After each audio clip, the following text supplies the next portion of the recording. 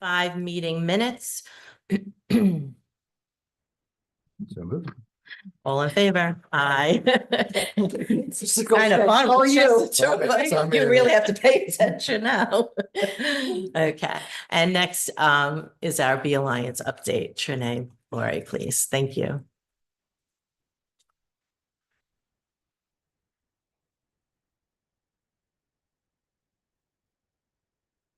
Good evening, everyone. Is this on? Yes, it There is. we go. Listen to that. All right, it's nice to see you all this evening. I'm here to do the update for April. So I have a few things I want to talk about today. First, we have our month-long observances for the month of April. April is Arab American Heritage Month. It is Autism Acceptance Month. It is also Celebrate Diversity Month. It is National Child Abuse Prevention Month. April 2nd, is World Autism Awareness Day. April 7th is World Health Day. April 12th through the 19th is Passover. April 13th is Palm Sunday. April 18th is Good Friday. April 20th is Easter Sunday. April 22nd is Earth Day, and April 23rd is Yom HaShoah, which is a day of remembrance of the Holocaust and heroism on the 27th day in the month of Nisan. So a week after the 7th day of Passover. So this month we had, at the end of March, we had our Women's History Month coffee chat, which was a wonderful experience that I shared with Dr. Vitale, with Mary Olszewski from our Pupil Services Department, Carol Dean Gardner, as well from Pupil Services, Melanie Angelopoulos, who is one of our assistant principals at elementary, Kristen Long as well, another elementary principal, Shannon Metzger, another assistant principal, Jessica Reese, and about 25 participants. And it was exciting because we were able to have some dialogue about being a woman in leadership. The quote that I included when I sent out the flyer was, in the future, there will be no female leaders, there will just be leaders.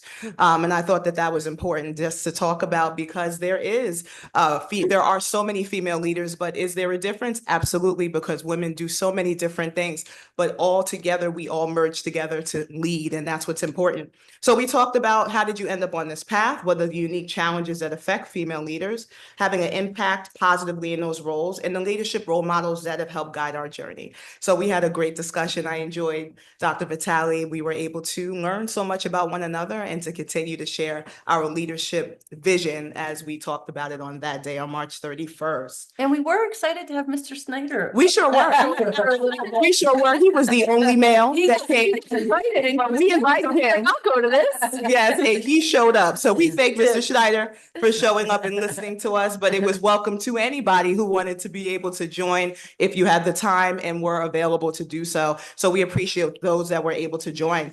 On April 4th, we had a wonderful professional development session that was created and put together through our curriculum department. And I had the opportunity to invite a guest speaker, and that was a wonderful experience. I think our teachers benefited from it, those that reached out to me and those that shared. And so I had a small clip that I just wanted to share from that professional development session. The session was The Invisible Thread of Belonging. And he talked about many things about what brings us all together that we all share, and also the point that makes for us to be as those that lead our students and why that's so important. So I have a short clip that I wanted to share. This is from our afternoon session.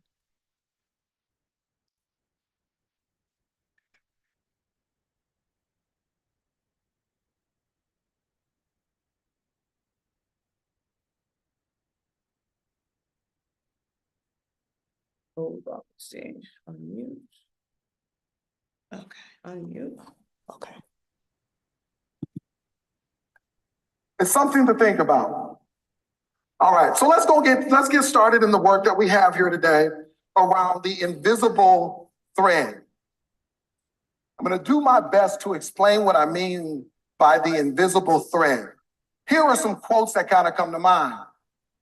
I don't know if you've had this experience, but walking home from school was just a passion of mine. Whether I was riding the bus or I rode my bike, it was that crew, right? And Daz kind of coins this perfectly when we start talking about the invisible thread. It's almost like we're all just walking each other home, right?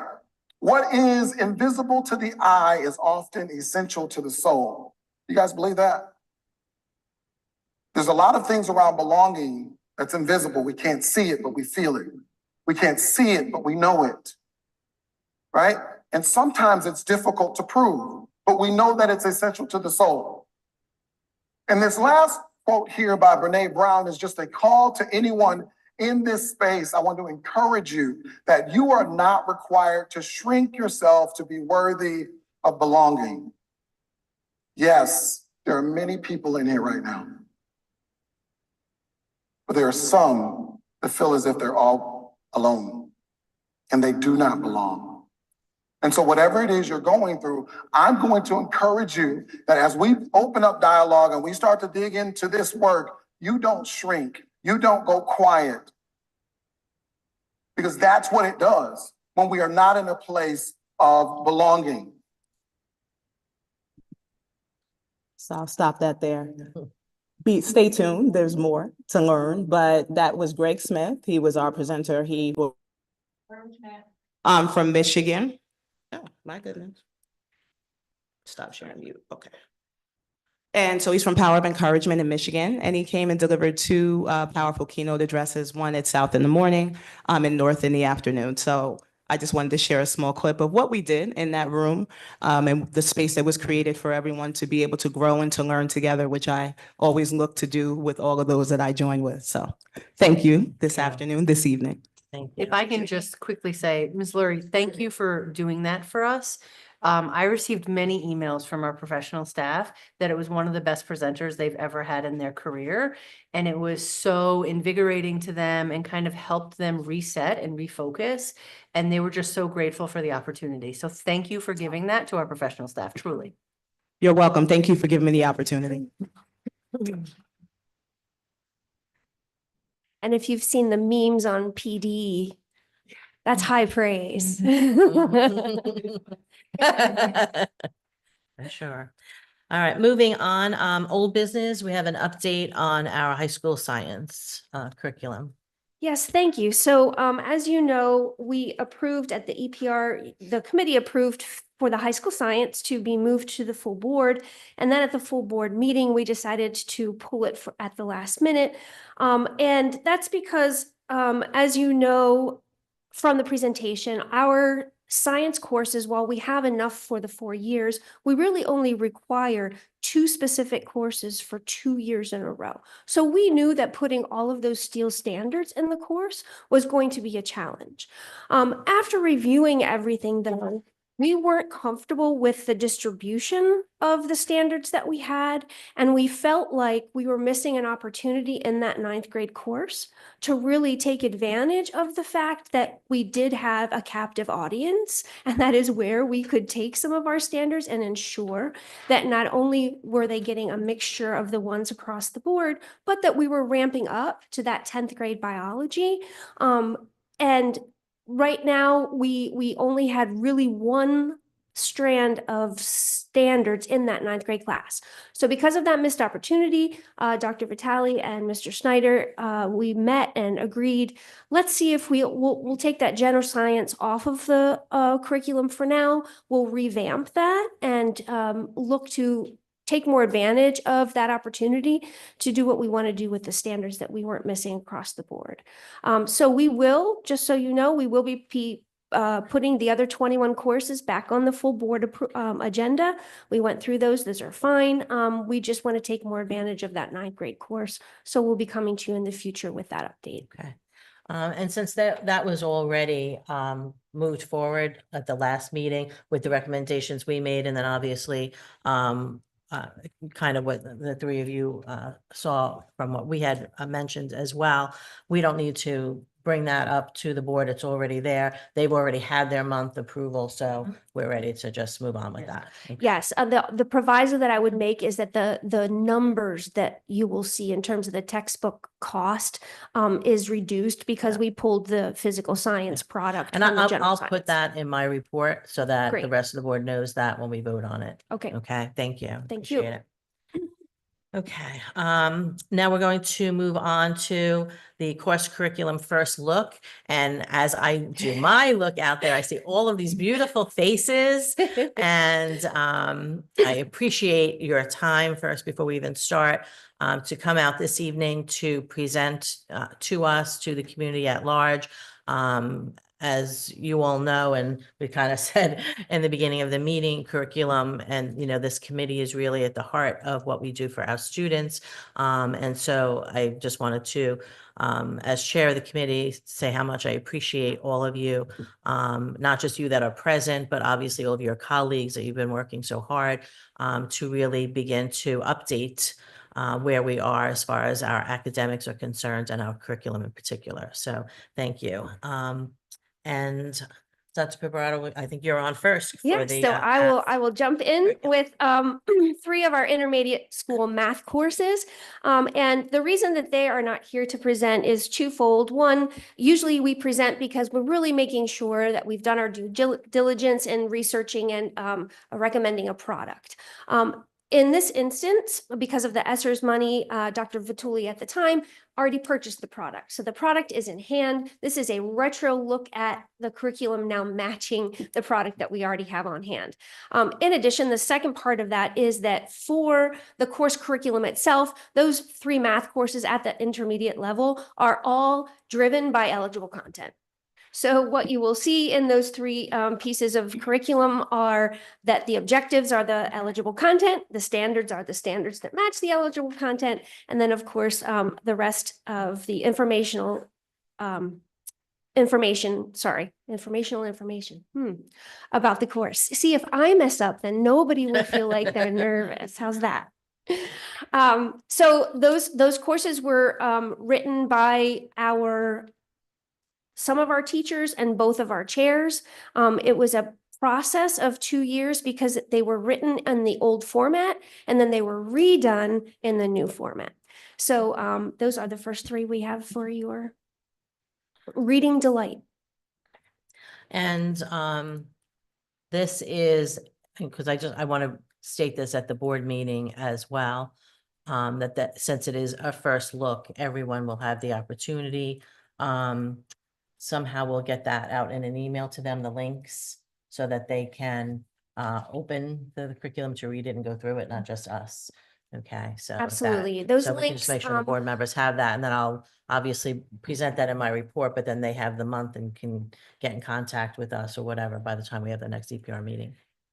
you reminded me of something we talked about too, which is we would greatly appreciate it if you could let us know as you read them, if there are Yes. things that you find or questions that you have, instead of keeping them until the next month's EPR, there's things that we may be able to remedy very quickly. So as you read them and want to give us feedback, we welcome that at any point in time during this month. And then we'll make sure the whole board has all of those Right. links. Yeah, Yes. perfect. And maybe that statement, you know, to kind of give that information, they can give it to us, you guys, however you feel Great. is best suits your needs, is If fine. you're comfortable, if it could go to you and then Mhm. you as the chair can reach out to Yeah, Dr. that's Pibrato? perfect. Are you okay with that? yeah, Great. yeah, Perfect. okay, Yep. perfect, thank you. Because I know everybody's going to read it and have lots of No, feedback. So I. instead of having 9 board members in for feedback, we don't want to flood Dr. Yeah, and then this way, whatever I get too, if it's redundant, I Right. can just make it into one statement, so. And you're That's very fine. knowledgeable. There are probably a number of things that you can answer on your own, Hopefully, honestly. but I wouldn't do that without consulting. It's been a while since I've been retired, actually, longer than I, in my own head, I think sometimes. Okay, so that's it for math. then, That is right? for We're pretty math, much yep. Good. All right, and then Angel, this is We how have you come up English for our language ELD development. curriculum. Thank you.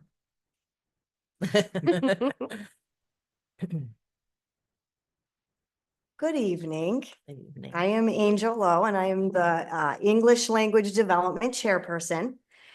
And if you recall, I was here in August and how could you forget? Never forget you. And I reviewed the Vista Bridges to Literature for the intermediate level and Engage series also through Vista for the secondary level at the high school 9 through 12. I don't want to take you through my entire presentation that I presented to you in August. So I'm added 2 additional slides for tonight. Having met with some of our secondary teachers, after implementing the new programs as a core pilot, because that was our plan at the beginning of the school year, getting feedback from them to see how the program was going, since we're writing curriculum now and we are ready to adopt for another 4 years. Can you see my slideshow? Okay. I did color print one in case we needed it, in case the power went out. Good teacher, always, right? Always plan B and C. And while we wait, I did tell one of my students not to shrink themselves today. It's our new phrase.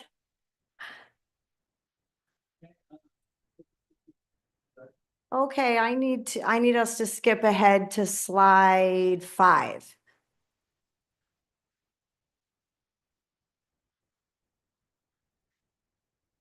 Nope, one more forward. There we go.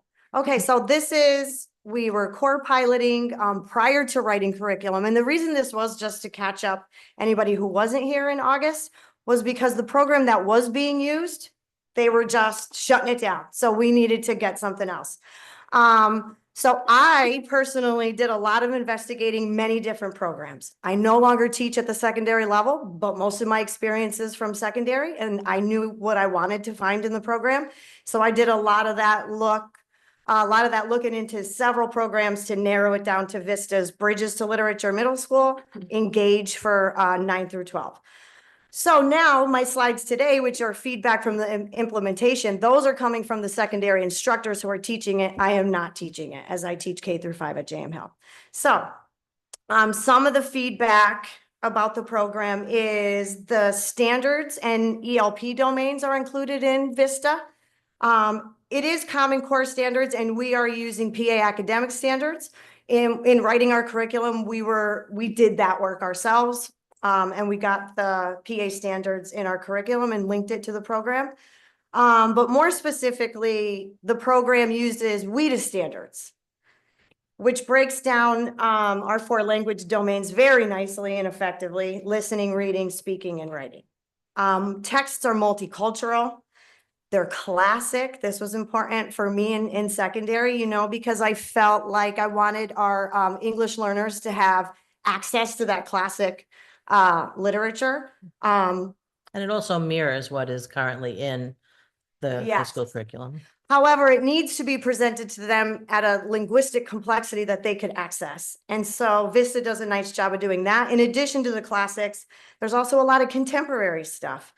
Some of the texts are challenging, and that's not a bad thing, because with teacher support, the kids are able to read and understand it.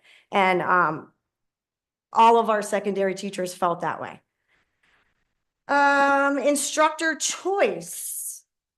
There are copious reading and grammar skills for teachers to select based on student needs.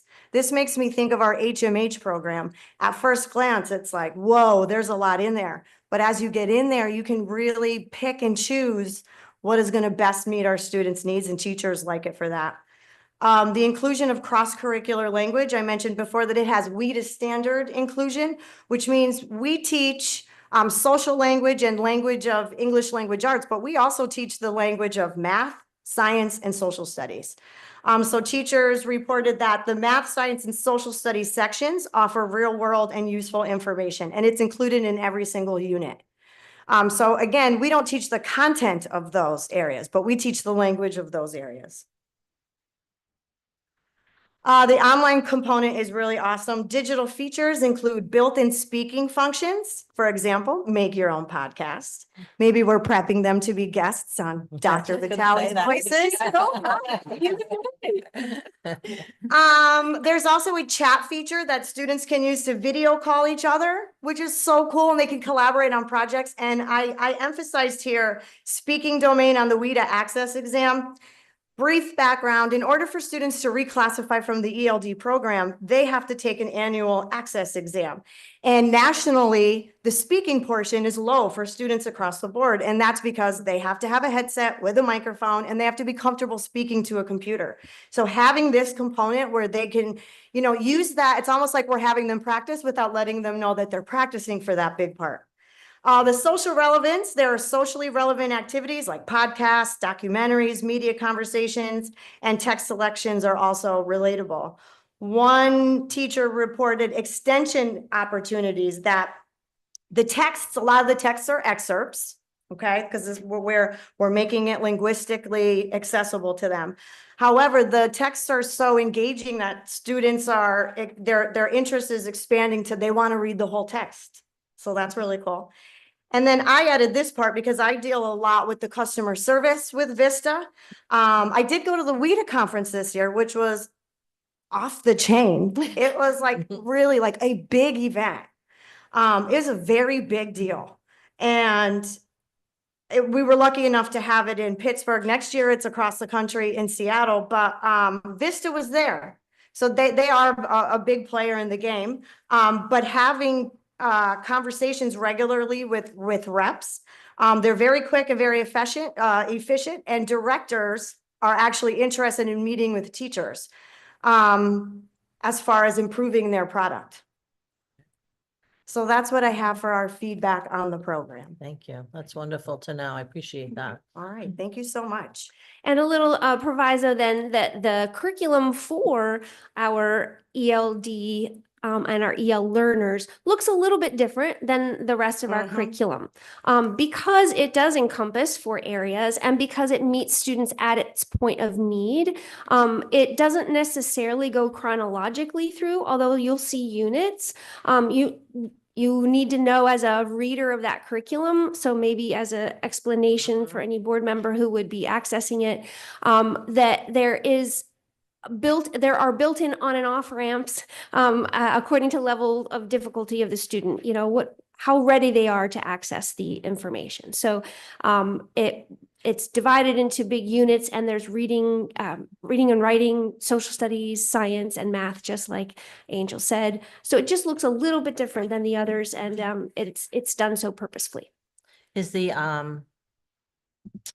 it's not I can't seem to access it. I was just curious if like the actual writing of it in terms of the formatting, is it the same?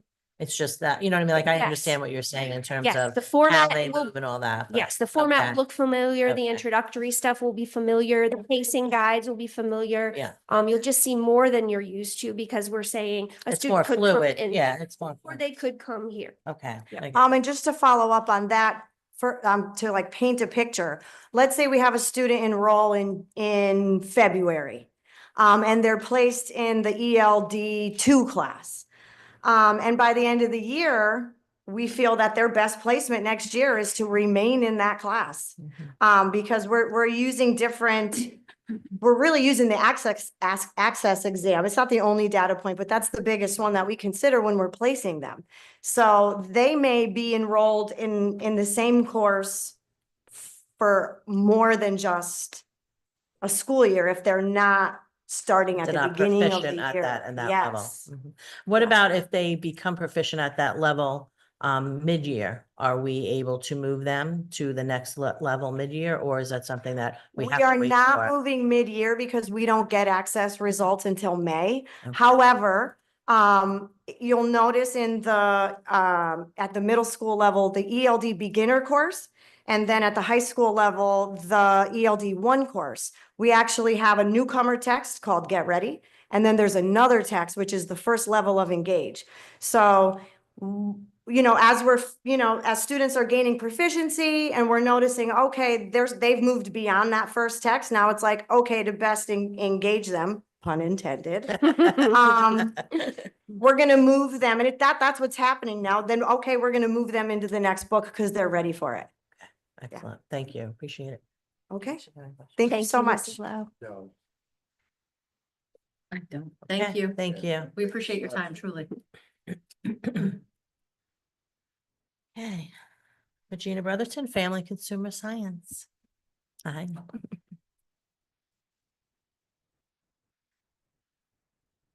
Okay, good evening, everybody. Good evening. I was nervous about reading, but it is the end of the day, the end of the week, and the end of the school year. So I am going to reference my notes to make sure that I cover everything. So we are a very small department, as everybody knows, grades 6 through 12. So I'm just going to give you a quick rundown of our process. And I do have some slides that will correlate. On behalf of the Family and Consumer Science Department, I respectfully deliver a comprehensive curriculum rewrite overview for our grades 6 through 12 programming. This initiative seeks to align all middle school and high school courses with current 2026 Pennsylvania academic standards.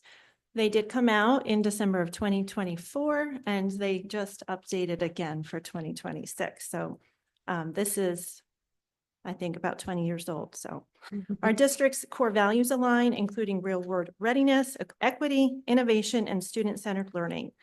And as you know, our courses include the following: middle school, grades 6, 7, and 8, family consumer science; high school, everyday living, child development 1 and 2, bon appetit, fashion and clothing construction 1 and 2, and independent living. Our current curricula, while foundational, is in need of a revision. Like I mentioned, it's about 20 years in making to reflect the changing needs of our students. Standards and workplace expectations have evolved, along with industry expectations and the dynamic social, emotional, financial, and technological realities facing our today's learners. This rewrite ensures vertical and horizontal alignment across the grade levels and our course offering, reinforcing skill building over time in all of our grade levels from 6 through 12, while allowing for elective specialization in high school. We do have some key goals, which include updating instructional resources to align with the Pennsylvania 2026 standards and modern practices, enhancing project-based learning opportunities that reflect real-life application, our specialty, aligning with our department's mission, and that is to equip all students with essential life skills for responsible decision-making, healthy relationships, sustainable living, and career exploration. And for our research selection, the proposed new instructional resources at the high school level have been carefully vetted for alignment with national and our state standards, along with readability and relevance. Each resource was chosen to reflect our district's core values while engaging students with meaningful, age-appropriate content. These include current standard-aligned textbooks, some of which are 2024 or above, one of which is an old, but like me, I do like vintage. And that one is Sewing Skills, and it is one of the best. And so we did go with that one. Successful Sewing, it is called, you might note. And digital platforms that promote critical thinking, collaboration, future readiness in areas such as financial literacy, parenting, nutrition, culinary arts, textile design, and housing. The impact will be to promote consistency and coherence across all grade levels 6 through 12. Provide all students equitable access to updated and relevant materials, print and online. Increase student engagement and preparedness for post-secondary life and careers. Support educator effectiveness with structured pacing guides, updated assessments, and modern resources. And if you were to ask a high school student, for example, to reflect on the scope of high school coursework, they would most certainly state that our courses prepare students for life, work, family, and future. We're proud of that, and we diligently work for the most up-to-date sources and for our delivery. What are our next steps pending our approval today or this week or soon? The FCS department will proceed with formal adoption of new instructional resources, continue curriculum writing and professional development as needed for all of the staff, implementation and launch beginning in 25-26 of the academic year. I'll just give some examples for sample units and projects, not limited to, but some examples. Everyday living, budget simulation and specialization with FCS career pathways, child development, infant simulation, hands-on child-centered projects, bon appetit, farm-to-table recipe development, workplace skills acquisition and application, fashion, sustainable upcycling projects, entrepreneurship skills, and independent living, adult portfolio with job career skills. Thank you for your support, and we're looking forward to equip with new resources after many years. Yes. Amen. Thank you for your Thank presentation. you. Thank you. Beautiful. Beautifully created, Mhm. truly. Mm, Thank you. very well.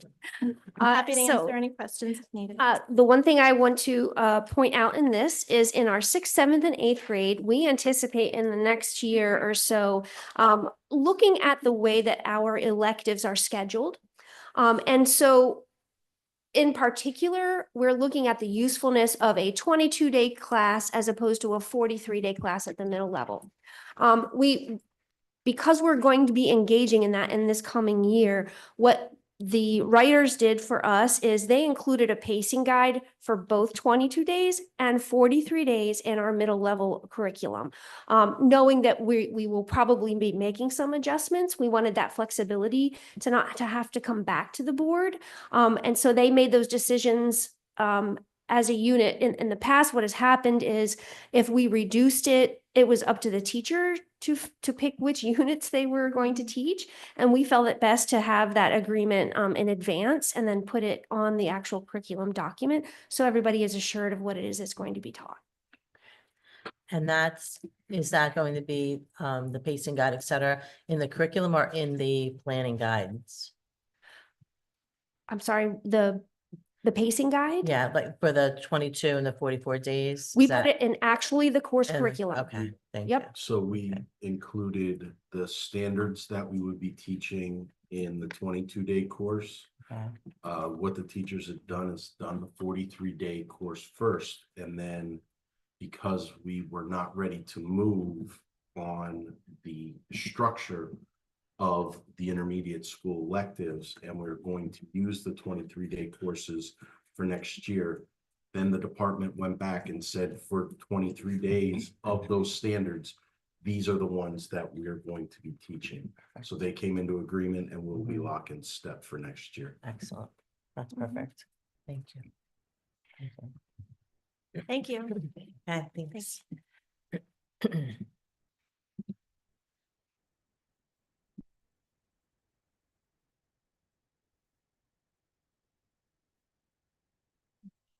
And we're going to move on to our business curriculum. Mr. Sanker and Mr. Lara.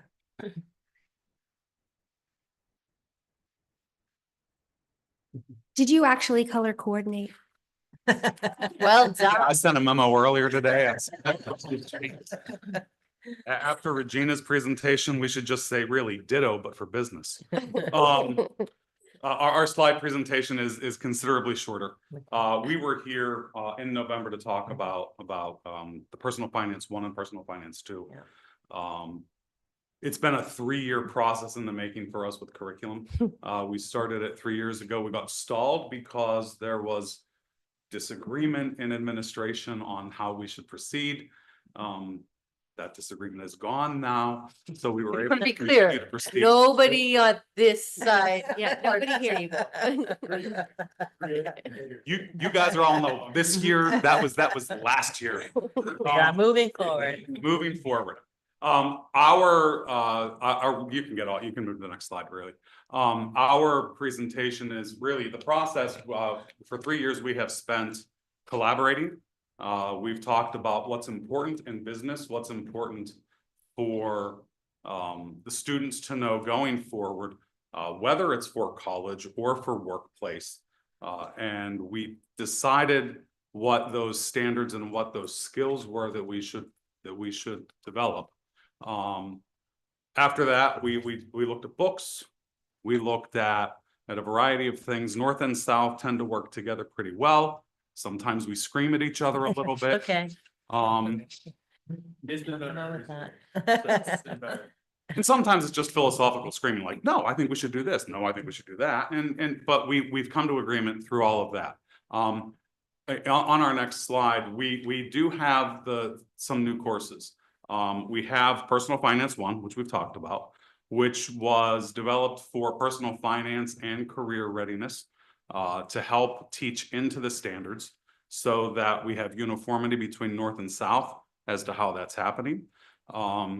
So that we can provide that 10,000-foot look at the career process, developing the process for having an academic plan, for having a career plan, for finding out what that needs to look like. and then allowing all of the other departments to teach into their specific fields for what those careers might look like without us trying to teach out of our content. I can talk about an accountant. I can't talk about an actuarial person. Not my thing. But we have the personal finance class. We have the foundations class. Foundations is intro reimagined. We have taught intro to business as a look by the consumer at business. We are turning it inside out to look at business from inside the business. What more of a traditional intro class ought to look like. That'll explore economics, marketing, human resources management, accounting, resource management. It'll encompass a lot of things. It'll be a half credit class instead of a 1 credit class to make room for the personal finance one. So those are our new classes. We have updated classes, our marketing and management classes. We've changed from sports and entertainment marketing to just marketing, sports and entertainment management to just management, which can still be taught through the lens of sports and entertainment, but it can be taught through any lens then. We don't have to limit ourselves. We're opening ourselves up to looking at those in the world. Our apps classes have been, several years ago, we lost our labs and we had to pivot and teach through the Google Suite. The Google Suite is not necessarily the standard of industry, especially not when security is necessary. After Google Suite came out, Microsoft updated some of what they did. They introduced Microsoft 365, which allows us to teach a somewhat watered down, but still Microsoft Suite packages, and we're rebranding back into the Microsoft realm because it is the industry standard. We want to teach into what they're going to use beyond here. Law, am I skipping anything up there? I'm really not paying attention to what's No. up there. No, you just did the marketing. Law and small business management. Really, we're updating old curriculum. Law has changed quite a bit in the last several years. We wanted to wait until a new book was coming out, and it's come out now. And it includes, I think the copyright is actually 2026. It includes some of the most recent Supreme Court cases. So we can teach using current law. I think the book we've been using for small business management was copyrighted in 2002. That's changed quite a bit. There's been a whole lot going on in there. Just building businesses doesn't look like it did 20 years ago. And so having a class that allows them to build businesses in a more modern context is where we went with that. Sorry, I just got coffee. Should I let you talk? I do. Questions? Unless I missed anything. No questions, but I do want to say I appreciate the statement that you made, that you as a department, and this is really what all departments, obviously with good curriculum writing should be doing, is looking at the skills, first, what it is that you want students to know, whether it's from career, academics, as you said, all the different viewpoints, and then, searching out the materials that, help you to obviously achieve those particular goals. So I appreciate that you said that, because I think that's something for everyone to hear in the community and so forth, that's, we're concerned with what it is that we're giving to students in terms of skills to make them successful as they leave our schools. And thank you for your hard work as always. You're welcome. Thank you. So the add-on that I'm going to put here is one of the additional things about returning to the Microsoft platform is our continued pursuit for certifications, internships, pathways, that kind of thing. And Microsoft does have that certification. So we are not set up for it yet, but we've written the course curriculum in order to attain that and reach for that ultimately for our students. So that was very purposeful in making sure that we could do that for our students. The other thing that I learned is that when they want to reach me, Mr. Lair will call me in the afternoon and Mr. Sanker will call me at night. That is true. Right. I just appreciate it. Of course. To be fair, we also sent an email to Andy last week saying, hey, Nocti and Moss, can we do those? And he said that's a conversation worth having. We will be having that conversation. Yeah. Yeah, perfect. That's Yeah. great. Thank you. Thank you for your work. This Thank is you. Yeah, incredibly yeah, thorough. It's really wonderful.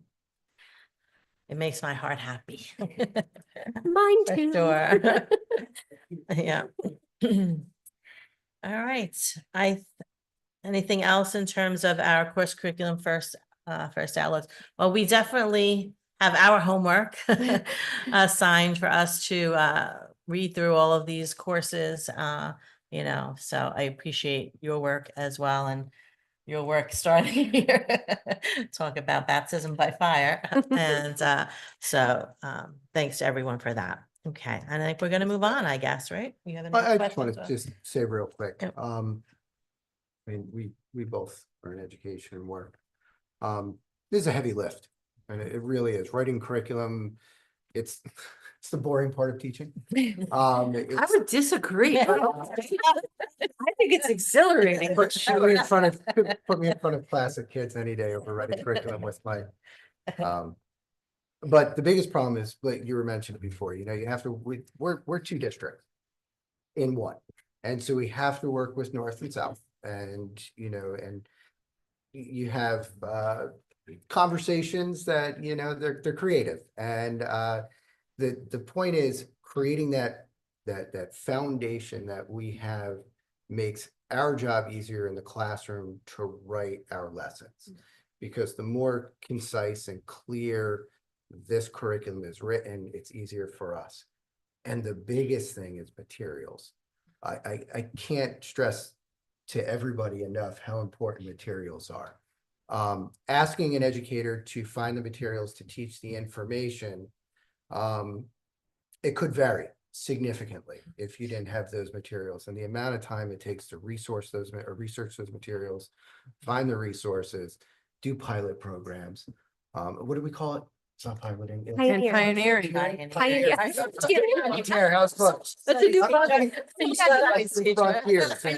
Rounding up. That's all. all the kids. Right, yeah, I mean, the effort is tremendous. It's never seen by anybody else but us, and we really do appreciate it. So thank you. Sure. We do. Well said. All right, we're gonna move on to intermediate science activate learning product. And that is a great segue. Thank you, Mr. Goldstrand. Because we are here to ask you to approve a 3-year contract with Activate Learning. It is a science product that uses a free platform called OpenSciEd, but it has bundled things nicely for teachers in a nice, not only PD package, but into a stuff package. The most attractive thing about it is that it is meticulously engineered. In my world of curriculum, this is what I would aspire to have my social studies curriculum look like. It is reverse engineered to the nth degree. And it aligns with both the PA Steel standards and infuses the best practices that is advocated by the Next Gen Science standards. So a quick a Twitter version of the process that we went through. The process of helping intermediate school teachers shift to the SEAL standards really started last year while the curriculum specialists were still on board and with us. And they had been tasked by Dr. Vituli to not only take the high school through that, but the intermediate folks also. Once they left us, Dr. Bradley and I then took over, and we decided to we thought it was important for a K-12 change to bring K-12 group of teachers together. And so we did that during the not supper. I don't think we had supper for that, but during summer.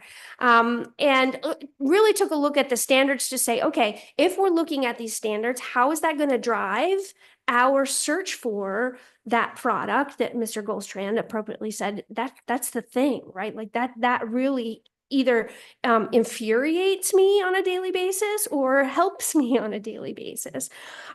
We had two disadvantages when looking at resource at the intermediate level. One is because, just like the high school you heard from, the disadvantage is that the publishers have not caught up with the alignment to Steele's yet. And so the number of resources that they had to look at and for was very limited. Secondly, because this the content and next gen science really believes in the spiraling of content. We in Pennsylvania have a little disadvantage because we are certified in discrete science subjects in Pennsylvania. And so that shift in thinking needs to happen to understand how all of those things are concatenated. When we started to look at these things, we realized really, really quickly, and the chairs came to us really quickly and said, well, there's stuff, but there's not a lot of stuff that's aligned. Can you help us look? So that's when I approached Mr. Tansen, and Mr. Tansen is my hero this year.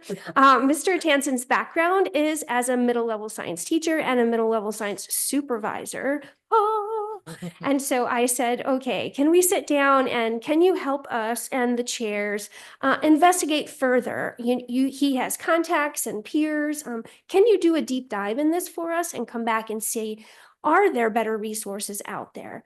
We did go to the IU and we learned about Activate Learning, but that seemed to be the only player. And so could you please help us see if there are competitors? And so Mr. Tansen joined my story. Yes. Hi, good evening. So I taught at the middle school for 11 years, and then I taught at the high school for 5 years. So I have the science background at both levels, the science teaching.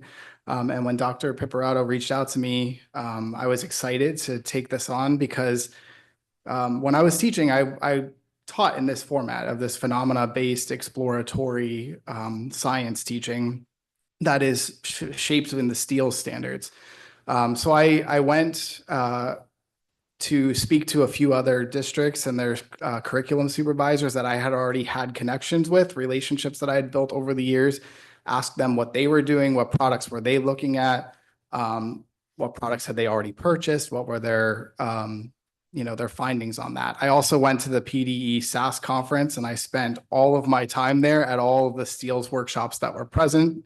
I went to everyone I possibly could to learn as much as I could about what was available and what other districts were saying. And what I found was through all of those conversations, Activate Learning was the central product that everyone was talking about. I had spoke to one curriculum supervisor in another district who they did not purchase Activate Learning, but his quote to me was, "I wish we had." And then at the SAS conference, Activate Learning was coming up over and over and over again as the way to take Open SciEd, which was the curriculum that was really about phenomena-based science teaching, exploratory teaching, but it was packaged in a way that provided the professional development, the resources that were needed for the teachers and the students, and it just presented it in a way that made it usable for teachers and students. And so it was pretty resounding that that's what I was hearing over and over again.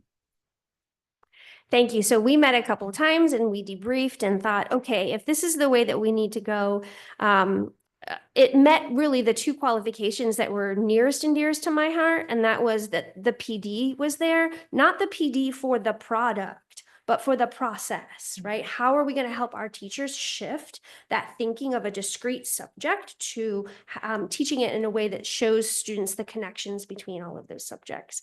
And then the second thing is I really wanted the teachers to focus on the work as opposed to the putting together of the prepping of all of the labs that can be really cumbersome when you're especially first approaching a curriculum.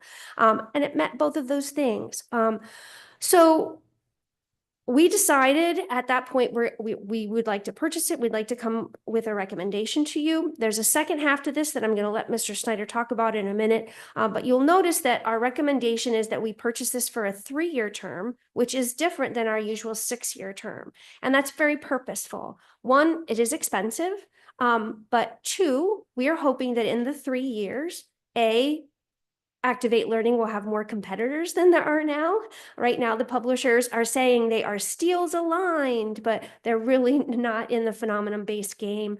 And second, that after 3 years, our teachers will have the capability, they'll have done it for 3 years. The new method will have become more, not robotic, but Rote. thank you, rote for them. And then they'll have the brain space, right, to think, okay, if we could redo this, is Activate Learning the one? Do we need something else? Or can we do this ourselves now? Right now, we've gotten the kits. We know what it is to do it. We know the time there is to assemble. Maybe we can sit over a summer and say, these are really things that we could do on our own now that we've done it with Activate Learning for 3 years. So I don't know how it will be in 3 years, but that's our thinking of not purchasing it for 6, but allowing that time for them to discover, to really master it. And then again, hoping that the competitive market makes it a little bit more, a little less cost prohibitive for us. So then that last hurdle was just helping, how do we help our teachers who are already scared? And I think one of our chairs articulated it really well. He said, I'm a really good teacher and I'm afraid that I'm not going to be a really good teacher. That so exemplifies all of our teacher, that fear of wanting to do the best by our kids that they can possibly do. And so knowing that they were tackling a new way of doing it, a new curriculum, the thought then of also saying, oh, and the content that you've taught for 20 years, we're now going to ask you to introduce more different content to that. I think that about put them over the edge. So we needed to call a meeting and say, okay, how can we reconcile this? How can we look at what it is that you need to do, and how can we support you at central office in a way that won't make you lose your hair between now and August. And Mr. Snyder, if you could then relate. So I asked Mr. Snyder to the meeting. He had not met our chairs, of course, or had, but very briefly. And obviously he's been here all of 2 to 3 weeks. But we had a wonderful conversation, and I really like him to relay how it went. All right, thank you. So when meeting with the intermediate science chairs, there was a well conveyed concern from the teachers that we were now asking them to change everything about their craft as a teacher. So with Open SciEd and Activate Learning as it is presented, there are physical science, life science, and earth and space and environmental and engineering concepts all built in that every intermediate science teacher would be asked to teach. And they're broken down by grade level, and some grade levels have more physical science, and other grade levels have more life science, and other grade levels have more environmental and earth space science. So some, if they were to move to more of a content friendly, maybe moving grade levels. So all that the teachers heard was change, change, change, change, change. And they came and asked very respectfully, can we teach this in a manner where we can remain comfortable with the content of what we are teaching? So what we did is we sat down, we looked at the units that are covered from 6th to 8th grade. There are an equal number of units in each discipline. So what we are going to do is we are going to follow the same format that we currently follow in 6th, 7th, and 8th grades, and allow the teachers to have at least some level of comfort with both their grade level and their direct subject area.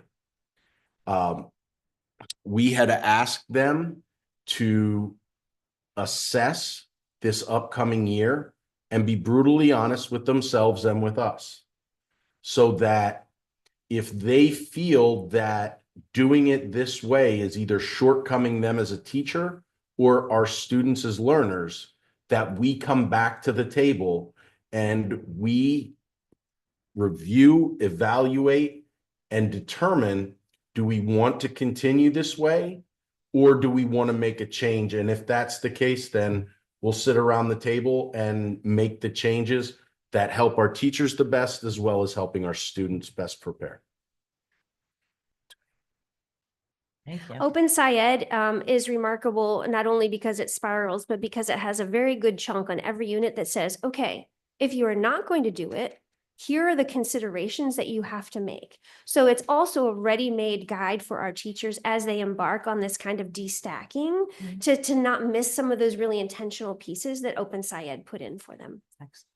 Well, I can just say thank you for your openness, and, one of the things that I was so excited about as we're moving forward is to have people who will collaborate, together, and not just teachers with teachers, not just North and South, but with our administrators, with our teachers, to recognize that teaching is very, very difficult. And that having, some sort of comfort level when things are vastly changing, to be able to work with them, within that frame is a wonderful thing. And again, my heart is happy once again tonight. So thank you for that. I appreciate it. Great job, Mr. Tansen. So thank you. And thank you, Heather and Andy, for working with our teachers. And honestly, thank you for our teachers for kind of bringing this to our attention. It just shows kind of where we're going as a district of collaborating and making sure that students are the forefront and recognizing that curriculum is our foundation. It's wonderful. Thank you. Thank you, Mr. Tansen. And I would like to recognize Mr. Tansen was at the meeting when we met with the intermediate heads and was instrumental in helping them understand where we're coming from, and allowing us to all move forward. He was the bridge that in my opinion, was needed for us to be able to move forward. So thank you very much. Again, great job, Yeah, Mr. and Tansen. how lucky we are to have someone with all that science background too. Thank you. Pleasure meeting you for the first time. Okay, moving on, we are intermediate ELA writable product. Dr. Jill Greenwood. Good evening. I do not have a presentation, but I have a notes app, so hopefully I remember to hit everything. Last year when the intermediate ELA departments pioneered the HMH curriculum, we found out late in the game that they had a product that was kind of connected, but not quite connected, called Writable. Since then, HMH has purchased Writable, so it is more targeted to the skills that are being taught within the curriculum. What Writable does for an English teacher, it is the stuff of my dreams. I have been We might want to talk about where you're dreaming about. Since 2006, I have been promised that we will have applications that will streamline your grading, that will offer feedback to students, that will grade their essays. And since 2006, I've been disappointed at every turn. I have received the reputation from many textbooks representatives of being doubting Thomas, because my tactic is always prove it to me, and they never can. With Writable, the writing capabilities are embedded and connected to the passages that our students are reading. So they're reading like writers and they're writing like readers. When the students are annotating in their literature book online, it pops up next to them when they're writing in a skill-based lesson in my classroom. The feedback that the students are receiving, some of it is coming straight AI generated. If I disagree with it, I take that out of the loop. I give them my own feedback. The students are assessing themselves prior to submitting anything. If it's a larger piece, the students are also doing anonymous peer reviews, which is something that is completely unheard of. Most of my students do between 4 and 5 peer reviews for every cycle of large scale writing that they're doing. Their feedback is brutal, but their feedback is targeted because they know what is expected of their own writing and they want their peers to have that kind of writing as well. It also allows for anonymous grading. So you kind of take the, oh, they're such a good student out of the mix, and the students are completely anonymous if they're being graded. It also has a suite of targeted interactive lessons based on the mode of writing. You can assign as many as you'd like. If you feel that your students are deficient in, say, identifying theme, you can get down to the nitty-gritty of where they're deficient and just push that out to a couple of students, or you can push it out to a whole class as you see fit. I'm just trying to go down through here. The skills and the standards are tracked. So you can see your students' growth over time. It's also connected to the HMH textbook that we are using. I said at the beginning that they were connected, but not really. Writable was purchased by HMH, so they have been making great strides to make all of the writing connected to it. If the students are doing one of the choice writings at the end and it's not something that's currently available on Writable, teachers have the ability to customize the lesson so that it can be then pushed out to the students with the associated rubrics and the passages that they've read in their reading class. The feedback that's provided to the students is rich to the point of being almost too rich. Like there is so much there for a student that frequently you have to take away some of it so that they can just get down to the nuts and the bolts of what you're looking for. They do have low stakes writing that is available for students. Both our reading teachers and our English teachers have found those to be beneficial. So that they can get the students writing on a daily basis. It's not the high stakes TDA writing, although they did one for me today. But it is that kind of low stakes that just write me 5 or 6 sentences about the topic that we have at hand. Additionally, Turnitin is included with Writable, which is something that I know that we had been asking for well, since Forever. 2006. And it's nice to have that as an additional feature. The students, like I said, they're planning, they're preparing, and they're writing all on the same platform. So it's really tracking their progress across from the time that they start writing until the time that they end writing. And I know I've rambled, but No, that's great. okay. I'll happily answer any questions. And again, this is the stuff of my dreams. So. I can relate. I'm Having sure been you down that path. And I mean, and Turnitin in and of itself is a very expensive product. I mean, I purchased as department chair for years at the high school level. So to have that as part of it, you know, I mean, it is expensive. I mean, I'm looking at the price of it. Yes. And I'm curious, since HMH purchased it now, you know, if it's something that will become more embedded and then part of the price. Because when we, because when we purchased for an intermediate unit, the books and so forth, materials through HMH, I mean, that's very costly. And, you know, and so, I mean, as an English teacher, I mean, I would spend anything on writing because, Yep. you know, literacy, you know, in terms of reading and writing is kind of the pathway to get to every subject area, if you will, and to be successful. So it's not that it's the amount of money, but the fact that we're looking at that as a separate, Right. Line item. yeah, a separate line item when usually, you know, when we're purchasing in the, you know, originally, we kind of do the whole picture. So I'm assuming at that point when HMH was purchased and it didn't have that, we were just doing what we usually do. The Right. English teachers just do it, you know? Right. So to have something that can help them, you know, in that process, I think is really important. I mean, I'm just a board member now, I know. but it's very cool as a former English teacher, obviously, for me to hear that. And I do get nervous because we had all kinds of products, as you Right. know, when they've been horrible, in terms of the feedback that they give to students. It's canned feedback, you know? So, you know, obviously, you know, I respect and admire you, and you've been here a long time doing this. So if you feel that the feedback that is coming from, AI, and of course, AI has, Right. been tremendous and obviously in its growth, that students are getting more personal feedback as opposed to the canned feedback that we had in other, writing products.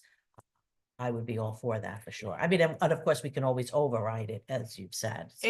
It's but- definitely something that I think initially teachers will look at it thinking it's going to cut down on their grading time. Mhm. And I can tell you that it absolutely does not. It's not shortened the time that it takes me to grade something, but it has increased the feedback that the students are receiving. Because I absolutely cannot type that fast. The feedback just automatically will appear. It does also, if it sees that you're rejecting the feedback over time, it turns the feedback feature off. And then you have the opportunity to go back into it and kind of have the feedback sound more authentic, like as if it's coming from you. Mhm. It definitely has its quirks, but I do have to say that as a department, especially at JTL, we have been working very collaboratively to try to learn the ins and the outs, the strengths and the weaknesses, and then we're trying to build each other's capacity to use it to the best of our abilities. Excellent. And the fact that it's tracking, Mhm. I mean, I think is critical because that's one thing as a teacher of writing, it's very difficult to track, especially because your prompts are always different. Yes. And so because the prompts are different, a student can, perhaps do well on one and not on another. And so you're tracking both skills and interpretation when Yes. you're writing, and that's the difficulty. So I appreciate that. Thank you. Part of the cost is mitigated by the fact that we are not going to renew our No Writing subscription. Okay, that's good to know. Thank So you. it is not a completely, entire cost is not new. I would say a little bit more than half of that. Okay, that's good to know. Thank you. yes. Appreciate that. Thank Thank Okay, you, Dr. thanks. Greenwood. Thank you so I much. would like to suggest some other dreams, but vacations, travel. But if writing is it, writing is it. I have it pulled up on my laptop right now so that I can give feedback for their love it. PDAs because I want them to be successful in 14 days. Thank you Yes. for being passionate about your craft, truly. Yes, Thank you. sure. And that's kind of a great segue in terms of the fact that this was a writable product using AI. Because our next presentation is our AI presentation from our instructional technology coaches. Welcome. And I hope everyone checked out the podcast to hear I about the did. great work I of the did. It community was outreach wonderful. program. It was excellent. So we are here to bring you up to speed on our artificial intelligence. As some of you know, Joe Martin, who could not be here tonight because he had a doctor's appointment today. We were both here earlier in the fall. I think it was September, and we spoke to you a little bit Yes. about our journey in AI so far. So we're going to continue that today. I'm going to go back and go over what we did last time really briefly, and then get you up to speed to where we are today. So I'm Sean Westcott, elementary technology coach. Maureen Seidel, elementary technology coach. Diana Allison, secondary instructional technology coach. So go ahead, Dave, you can go to the next one. So today we're gonna, like I said, we're gonna start in the past, what we did in the past, and bring you up to the future where we are today. So AI is not a new thing. The term was coined all the way back in like 1950. So artificial intelligence has been around, but in late 2022, ChatGPT came on the scene. And that's when things blew up because now we had generative AI and large language models, and things were learning off of each other and making pretty amazing things. So that's when the panic kind of set in, and that's when we started doing our research. So go ahead, Dave. Again, Dave. Yep, no problem. You have my computer? Yeah. Yeah, don't mind. Just close out my notes. Okay. Let's get to it.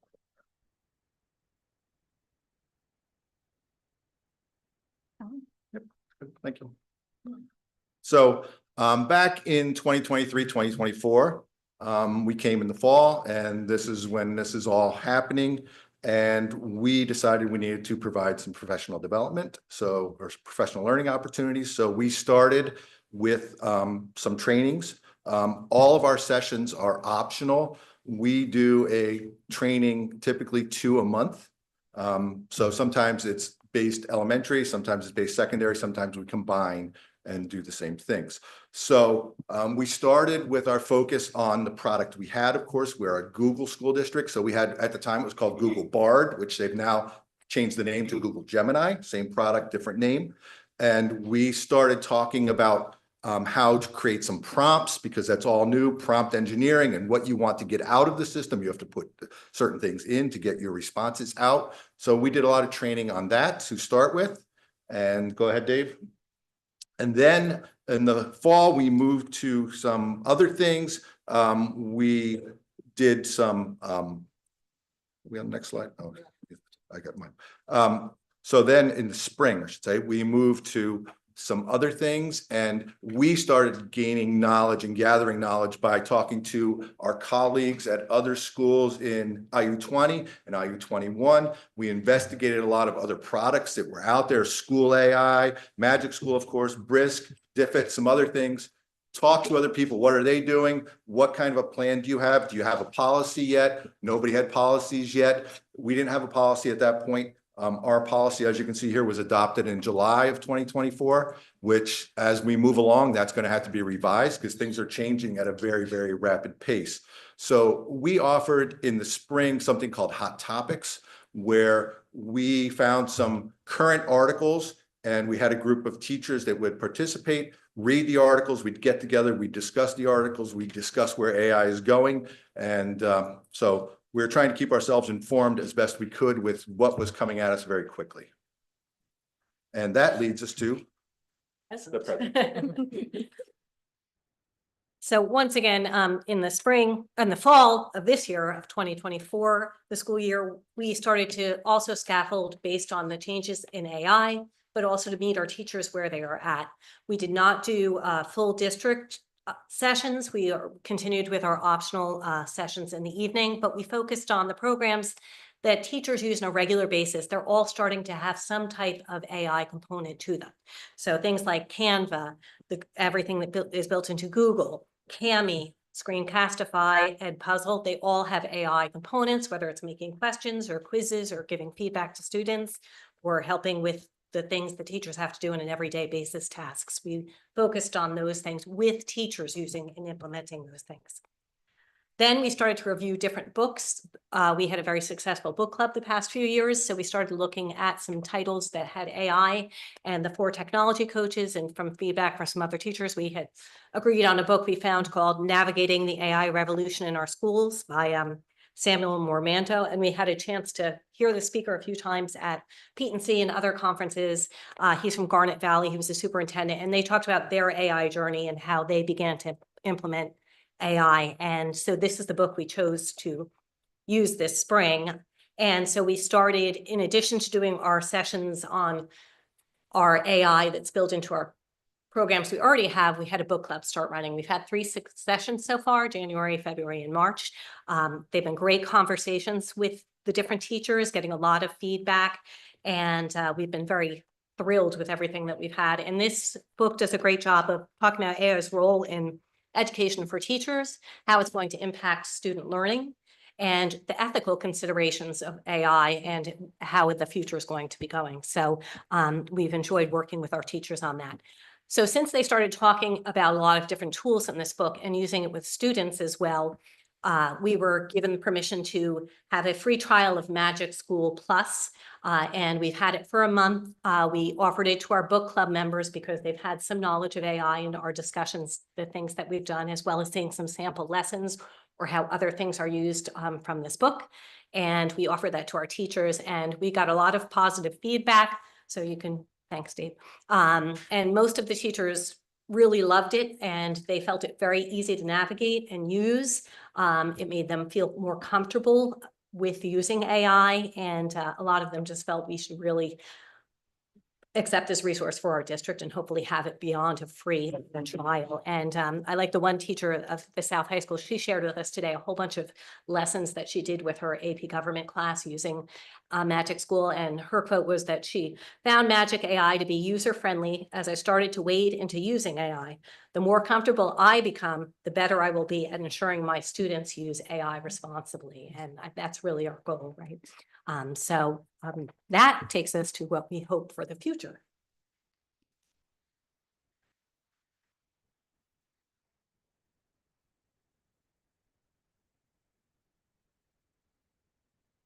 So what are we hoping to do with Magic School AI? How do we move forward with our teachers and students? I think this says it all from Magic School themselves, their product. Before we go to the next slide, Dave, we can just back up one because I want to share this because I think it's so important. Magic School, they believe teachers are irreplaceable. I love that about this company. I love how they respect the art of teaching. Relationships are at the center of learning. I believe that myself as a teacher, they believe it as well. I'm sure the rest of us here do too.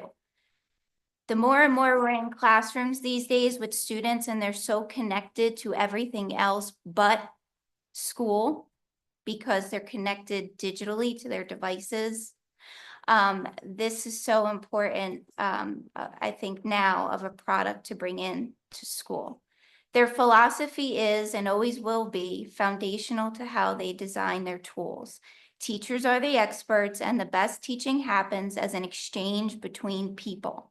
And I think we need to keep that going. So this has driven conversations, especially in Mrs. Bunn's class at the high school South, who's really dove in to Magic School with her students, both on the teacher side and the student side. She gave us a bunch of great examples today, and it just made my heart happy to see that. So they say that's why their tools help free up time and energy for teachers to work directly with students and families. Magic School AI can save a teacher up to 10 hours per week.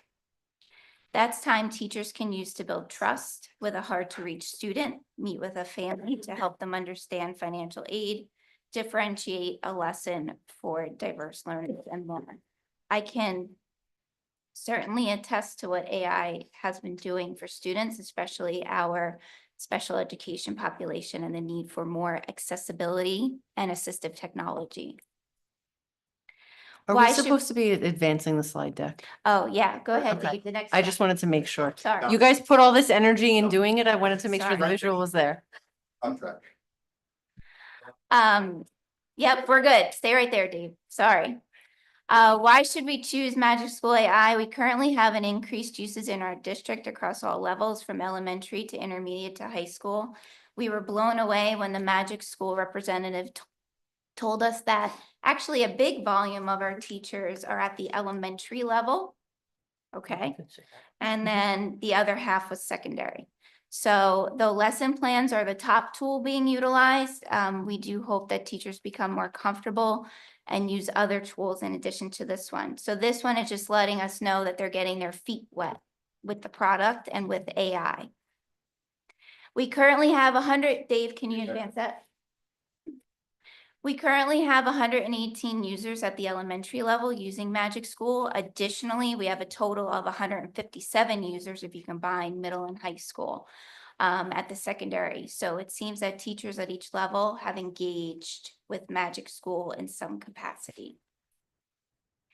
Out of all the tools we have, Dave, you can advance the next one, sorry. I'm like advancing over here like I'm advancing over there. It's free. Free. Out of all the tools we have tested and engaged with, Magic School seems to be the one-stop shop for AI in education. Magic School engineers seem to have thought of all aspects of education and that it is the most comprehensive platform for schools, along with a student side that offers safety and data privacy, which is huge. We want our students to explore AI, we want our teachers to explore it, but they need to be safe while doing so. They need to be taught how to use it ethically. Teachers are also able to moderate AI rooms and activities. They have complete control of how and why students engage with the AI tools within Magic School. If students deviate from an assignment or try to enter anything non-school related into their AI tool, Magic School flags it right away. And then they scrub anything that was put in there that's not appropriate. It happens immediately. So I just think that is something that no other platform has or has thought of. Dave, we can go to the next one. So moving ahead to the 25-26 school year, Magic School currently has the highest safety and privacy rating out of all the AI tools. They also tailor their privacy agreements by district. So we can have our own agreement tailored for us here at East Stroudsburg. It's not a one size fits all. Okay, they'll tailor it and make it personal for us. Dave, we can move on to the next one. Okay. What does this mean for professional learning in our district for our teachers moving forward into the next school year?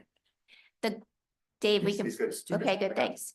The goal is to participate. Are you giving the cue? Yes. The goal is to participate in a train the trainer program where the 4 of us technology coaches, along with 2 to 3 Magic School power users from each school, receive training from Magic School.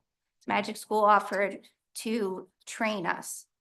Ideally, the training would then be turned over to the rest of the teaching staff at a date to be determined at the beginning, hopefully, of the new school year. That's our goal.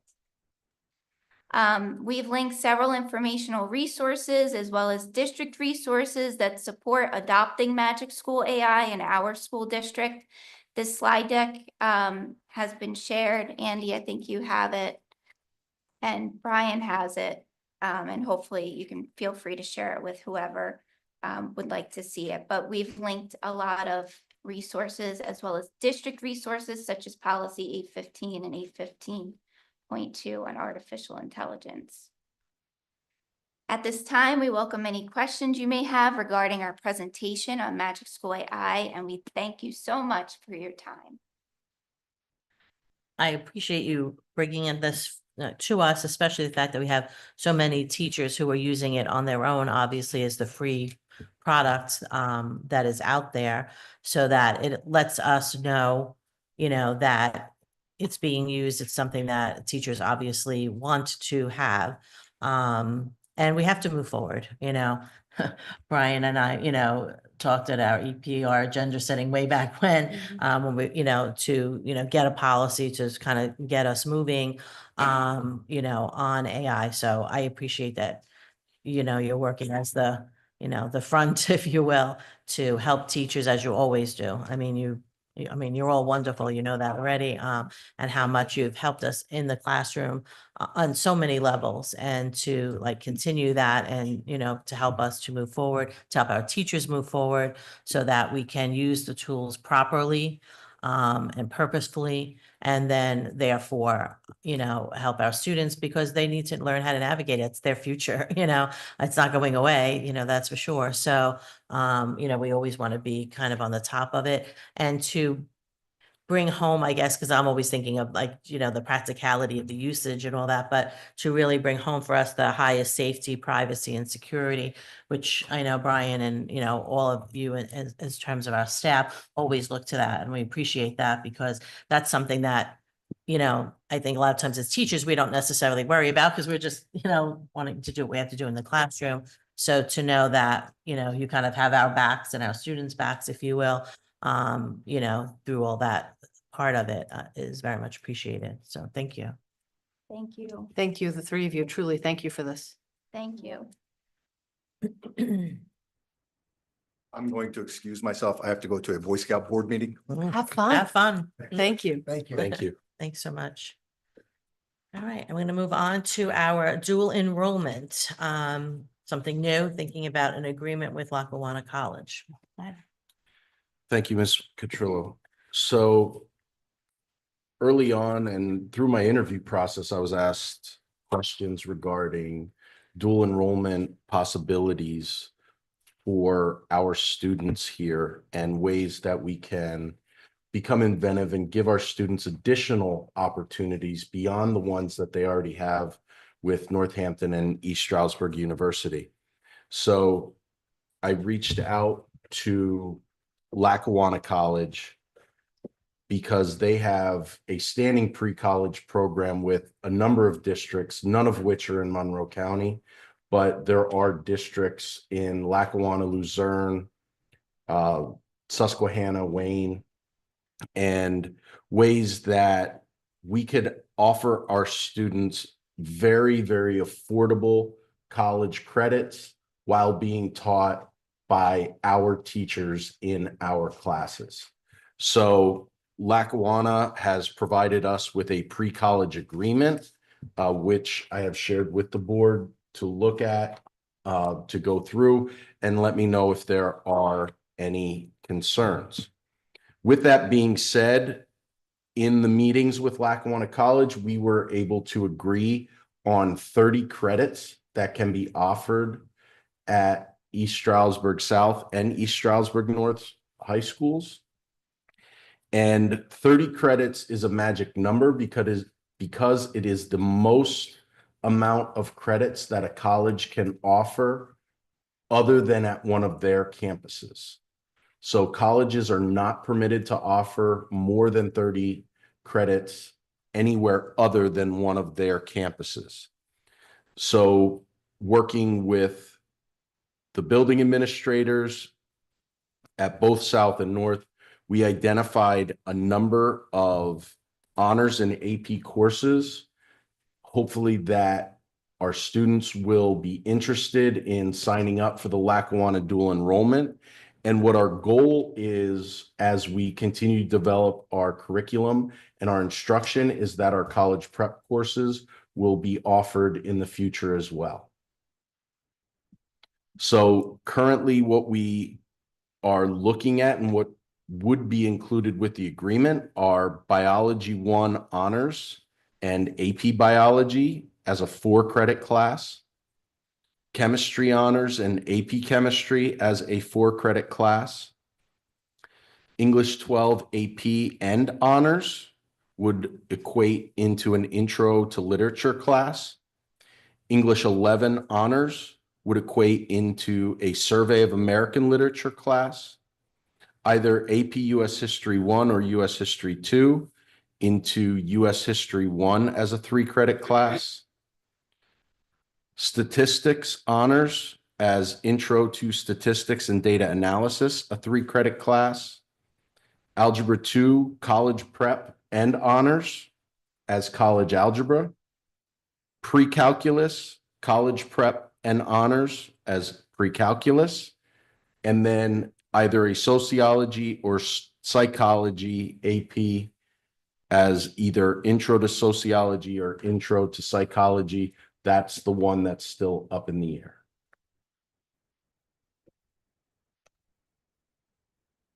Go first. I'll let you start. First, dual enrollment is something we have had in our district on and off for years and years and years. It seemed to stay most times when it was grant funded, because once the grants disappeared and families had to, pick up the cost, it kind of dissipated. So and we've had this discussion, obviously, when we were talking about our teacher pathways, and, those courses that the kids were taking from both, Northampton and then additional other courses that they could take at ESU. And the cost to the district was something, I was concerned about because from a taxpayer perspective, I don't think that taxpayers should be paying for our students to attend college. So the fact that, this is going to come at a low cost for our students and their families, to offer that. Obviously, I think that's a great thing. I mean, anything that we can offer to our families as something for them, if it fits, for their individual children, I think that's a great thing. In listening to the list of courses, I am surprised, I guess. And I know you said this would be more futuristic, except for the one Algebra 2, I guess. And That pre-calculus, the math uh, courses. yeah, that anything that's CP to me, I don't think that is being a college course. Embedded in the name is that it's to prepare them for college prep. I would definitely expect all of our AP courses, obviously, to be used for college credit. And I think that's actually a great thing because the students are putting in college level work. And if they pay whatever the fee is going to be, It's $100 per credit. okay, so say $300, basically for most of the courses, that's a bargain. Any way you slice it, that's for sure. But what's nice about that is when the students take an AP course, one, there's no guarantee, obviously, that they're going to pass the AP test and get the credit. Two, having taught both 11 AP and 12 AP English, we always told our students to investigate the colleges that they were going to see if those credits would be accepted. So the same philosophy would hold here, whatever colleges that they're going to, will they accept Lackawanna College credit, So it's the students and their families can still make those same choices, and and I think that's a great thing. And I know as a board member, that's not my decision to make. So, I understand that I'm not stepping on any toes, but I would definitely, like, my hair was going up a little bit when I heard CP, truthfully, you know what I mean? AP, I think is definitely the main place to be. And just overall, the idea of having an agreement with any college, I think it doesn't hurt, you know what I mean? It's not costing us anything. It's something we can offer to them, our teachers, and those of you who are here and obviously online know, I think know who I am, and I was a union president here for 12 years, that our teachers are being paid as, teachers. They're not doing anything more, than just teaching their own curriculum that's in front of them. So from that perspective, I think you've kind of looked at everything, and, I think it's a great idea, but again, just from a personal perspective, I would be concerned with the CP offering, but that's, Well, and the You know. thought with the two CP courses were that they are math courses, and college algebra is kind of finite. Mhm. And with Algebra 2 leading into pre-calculus, again, pre-calculus is a finite class. So those two line up with what will be taught at a college level.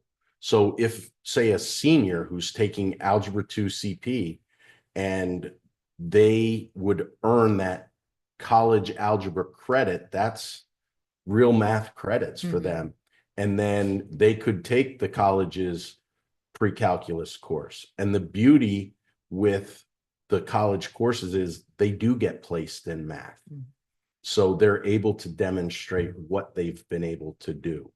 So that's really that mindset around the Mhm. two math courses. Gotcha. Thank you. Well, we know weighting of grades is unfortunately a reality of students. If we're saying that a CP course potentially could be weighted as the Lackawanna course, right? If a student takes the CP course through the school district, whereas another student takes it through Lackawanna County. I think you're misunderstanding. Okay. So A course students, equivalent to. no, students would sign up for East Stroudsburg courses. Correct. If they chose, they would meet with their school counselor. They would fill out a sign-up form with Lackawanna College, and they would put their current courses that they're taking. They would send that to Lackawanna. Lackawanna would then send them a bill. They would take the course at East Stroudsburg at the level that they signed up on.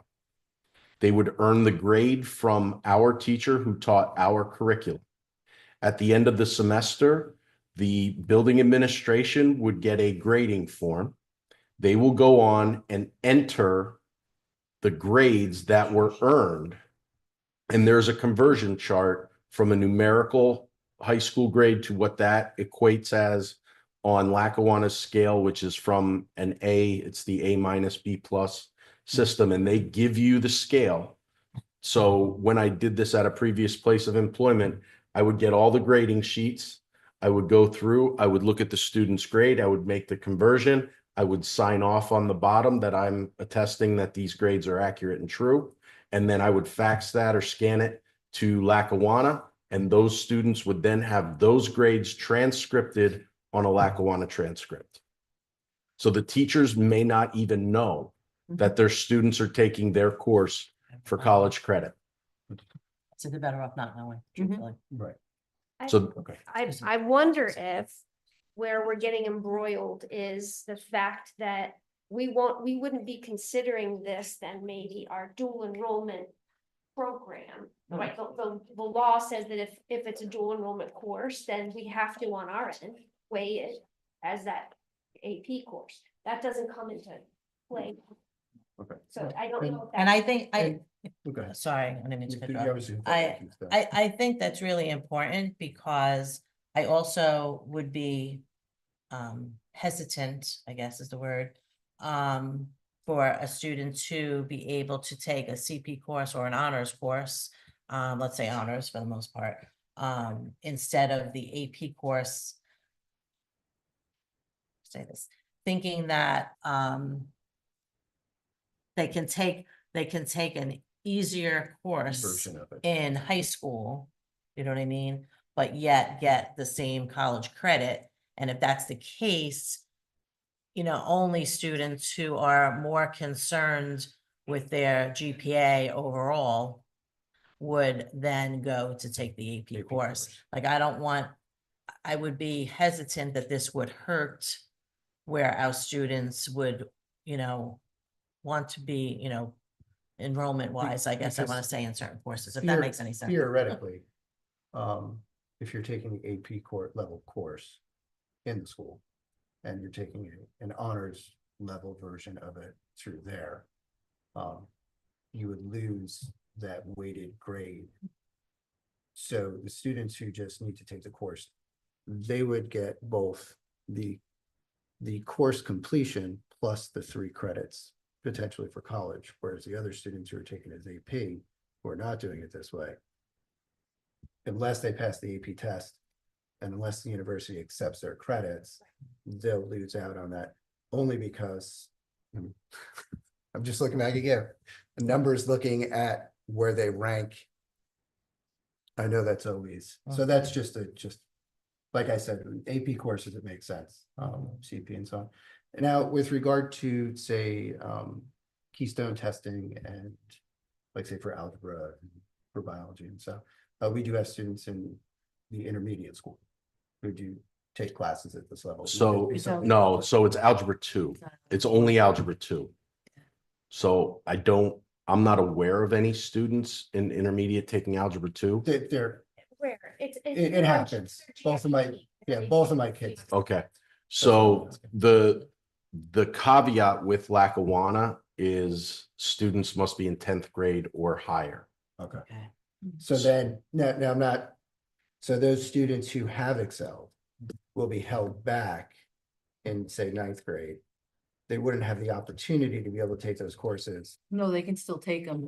They can take the course, they qualify wouldn't qualify for for the Lackawanna without Well, that's what I'm an saying. exception by Lackawanna. Correct. So Lackawanna can in make rare an exception with, circumstances, I would contact Lackawanna and say, and I would say for a math course, a science course, but at my previous district, I had a public speaking course. Right. And the public speaking course was only available for college credit for students in 10th grade or above. Okay. But when a student's taking honors algebra 2, they're taking honors algebra 2. And I would just reach out to to Lackawanna College and say, I have this student, they wouldn't normally apply. Can we make an exception for them? Because I just don't want to see any students who may or may not have any sort of GIEP. And students who don't have GIEPs who do track at ninth grade, being able to take those courses that are available to the 10th grade students. So one of the things that I discussed with our Lackawanna rep and that I put in was that honors biology and AP biology are eligible. And that's because if this agreement is approved by the board, then we can't give credit for a course that was already taken prior to this agreement. So we could have seniors or juniors taking AP biology this upcoming school year, who, because they're not retaking biology 1 honors, they're not eligible for those credits. So I included both biology 1 honors and AP biology in that, so that it gave students who by no fault of their own just aren't taking that course or had already taken it, the opportunity, should they choose, to still earn the college credit. Okay.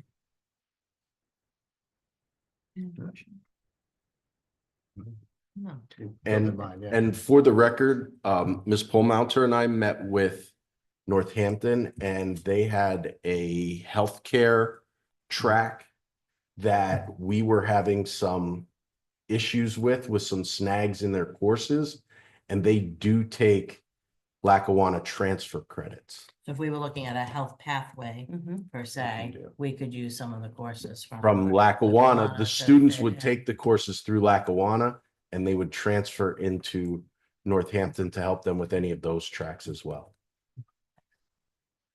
Very good. Thank you. Thank you. So, because I can't stay quiet this long. So one, Ms. Polmounter sent me a message today with some exciting news. I don't know if you want to share the news since you owned it, or would you like me to share the news? So IU20 actually reached out that they have excess grant money, and they are going to be covering some of our dual enrollment costs for the 24-25 school year. First, it was a little bit over $6,800. Listen, it's not a huge chunk of Hey, change, but it's it's $6,800, and kudos to IU20 for thinking of us. And honestly, I think it's the work that Mrs. Polmounter, Dr. Piparato have done of just dual enrollment and making sure that everybody knows East Stroudsburg is at the forefront of it. Several months ago, we spoke about dual enrollment, and there were some concerns about the district cost. And I know Mrs. Cotrillo, you mentioned it as well. And if you remember, I said, I promise you by Yes, August, yes. I will have a plan. Mr. Snyder hasn't even been here a month, and he has a plan. I said, moving forward, we're good. So truly kudos to Mr. Snyder for really looking at options and bringing opportunities to our students, and doing it super swiftly. So Agreed. well done. Agreed. Especially that if we approve it at the April board meeting, it's something that can go into effect, Right away. you know, And next fall, which is great. And it would, should it be approved in April, it will also give our counselors and our building administrators time that while students are still in school and before master schedules are made, that they can get this information into the hands of students. So should they want to make a change to their schedule request or their course request, we're not dealing with these sorts of things over the summer. We're dealing with it when we have all hands on deck in the buildings. Excellent. Yeah, real quick, you said it was 30 credits Right. per Institution. institutional. Okay. So we can actually go looking now for other articulation agreements for other schools Yeah, that's what who would I was entertain gonna this say that. and just keep growing the opportunity. Right. Yes, and we just want to mention that Mr. Snyder did vet this through our professional staff union, Mhm. and listen to their feedback, Okay, and excellent. we're Thank working you. collaboratively with them. Perfect. Appreciate that. All right. Okay, well, That's what I tell you're on. Code Sorry. of conduct review. So I just want to let this committee know, and we'll talk about it with the board meeting as well, that every year my process of reviewing the code of conduct is hopefully a really thorough one and a collaborative one. So the code of conduct is a really important document where we set our expectations and we communicate our expectations with families, students, and then honestly our staff alike. The document, I don't know, it seemed almost unreadable in certain parts, so we really took a deep dive into it. I had every building principal meet with their faculty and staff and just talk about the impacts of the code of conduct, get their take on it and receive their feedback. And then we met twice and we really revamped parts of it. So a lot of code of conduct is policy and we must put that in there. But just how we frame out expectations and then consequences when expectations are not met. We've done an overhaul of how it looks to make it more user-friendly for our administrators, but also for our families so that it better communicates. So in the April board meeting, we're going to be bringing you the code of conduct and we're going to almost do it like we would do with curriculum or policy. We're going to give it to you. And then in the May board meeting, I would request for approval or not and let us go back. The cycle will this always be in the spring. I don't think we should ever wait until the summer to do code of conduct. It's just too late. And then if you have feedback as a board, then we can go back and pivot and bring a better version of it to you in June. But I just want you to know that every administrator and our teachers in our buildings had input into the code of conduct and we solicited their feedback. We will do this every year. As I promised Deb Wasowski, we won't overhaul it every year that we've done this year. But we certainly will make changes and just keep amending it and updating it. I have always said in my career, if I can be 2 seconds ahead of a teenager, I'm in a good spot because they keep finding creative ways to look at the code of conduct. So that's that one. So thank you. And you're on again for our update of our. So I'm special really education excited. I'm comprehensive going to plan. read the special ed comp plan. It's 142 Yeah. pages. I hope everybody's Thank you. ready. Everybody will take a nap. So last month we brought the special ed comprehensive plan to you. There were some feedback and some thoughts in it, and we went back as a district and in a leadership team. We listened to that feedback and we're bringing to you an updated comprehensive plan. We held multiple steering committee meetings. I know some of our board members, thank you for attending. And most of our administrators attended as well. We had teachers, parents involved. It was really a collaborative process. And what we have found based on a needs assessment is we're going to focus on 2 main goals. The first goal will be looking at expulsions and suspensions for students who are identified with a disability and have an IEP. It doesn't mean we're going to change expectations. It really means that we're going to be more proactive, try to prevent behavior that leads to suspension and expulsion. And then when that happens, try to make sure that we're making adjustments, molding and shaping behavior and offering consequences that help students learn from their choices. The reality is that we don't want students in their teenage years to make choices that impact their entire future. So we're going to try to avoid that. So that's one of our goal areas. The other goal area is the least restrictive environment. And we're going to try to ensure that our students are in the least restrictive environment. So with their typically developing peers as often as possible. And that's the basic summation of the 142-page document. Question? And no, having been on the committee, I just want to thank you for, with so many others, obviously, especially in our special education department, for working on that plan. It is definitely comprehensive, to say the least. And I just want to say that publicly, because so much work was put into it by so many people. And I want to say that also to the administrators, thank you with the code of conduct. I wasn't part of that review, obviously, but for the special education, I was. So, you know, I don't know how many people are out there in the public listening, but, you know, the amount of time and effort that goes into all of these things, you know, that we're discussing is so important. And really in moving forward, we're making such a, you know, really making our district vibrant and healthy. And And that's really important. So thank you for that. And moving forward again, Dr. Vitale, you're on. Sorry, Pike everybody. County Emergency They saved the Response best for Program. I will try to be brief on this one. This is more of just an FYI. I was invited by Pike County Commissioners to visit the Pike County Emergency Response Center. And in doing that, I met with three amazing gentlemen who were really, really leading the charge of protective services and making sure that the positions of EMTs, firefighters, and law enforcement, that there's a pipeline for them. We're always talking about educator shortage. We talk about bus driver shortage.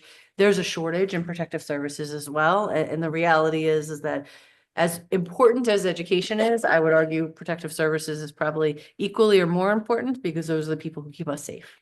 So we want to make sure we create a pipeline. They have a really, really advanced program in what they do. They've partnered with Wallenpaupack School District, and Wallenpaupack School District, basically, it's their version of almost like an MCTI program. So freshman year, there's an orientation, there's an explanation of it. Then the sophomore year, students go and they're on Pike County's center for 3 hours a day, and they're focusing on law enforcement, everything from probation to actual becoming a police officer to running the 911 dispatch center. Juvenile probation they focus on, and they also focus on corrections, and they just give students a wealth of knowledge and experience in what law enforcement careers are. Then your junior year is EMT, and you leave that year being nationally certified as an EMT, and you can work. Your senior year is firefighting, and you leave after 3 hours a day, and then your coursework in your building, being a nationally certified firefighters. So these students are leaving with this wealth of knowledge and national certifications.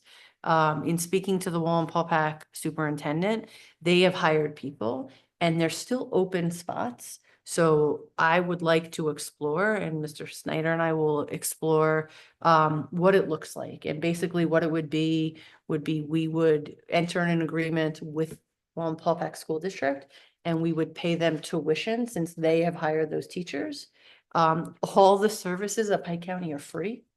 The only thing we would pay for is our part of the teachers. This has been free to us for a significant amount of time. I'm incredibly eager to jump in. I think that it is a great program. Pike County, kudos to the commissioner's office for creating this center, and then to the gentlemen who are running this center of making sure that they have grant funding. They've done a significant amount of research to make sure that it's a strong program. They have some expectations where students run on fire companies and volunteer to get that community spirit, understand what that is. They spoke a lot about their students going on to college, that it's not just a career path of being a career firefighter or EMT, but perhaps for nursing or medical, becoming a doctor, and that they have secured some of their graduates career firefighting positions where they're living in the firehouse of the school that they're going to, saving them like $40,000 in room and board, and they're getting paid to be a firefighter while they're going to college. Just the opportunities and the forward thinking that these people have it was so impressive. And I left there, and it was a drive home. I left there incredibly impressed and super excited that we would have this opportunity. I would say that we'll probably investigate it and look at it, and it would be a 26-27 school year, but we will be coming to you. And this is another dual enrollment opportunity because they can convert this to 60 credits at the college level. So just wanted you to know that this is a great opportunity, and really Pike County is at the forefront of these kind of programs. That's amazing. Yeah, big wow. It'd definitely be excellent to be part of, for sure, to say the least. Obviously, she's not there now. Okay, moving on. Is there anybody out in the public for comments? Anybody?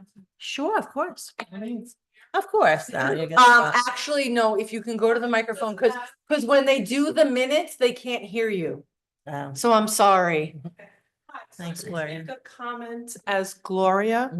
I am a grandparent of a student who attends Lehman. She's in 7th grade.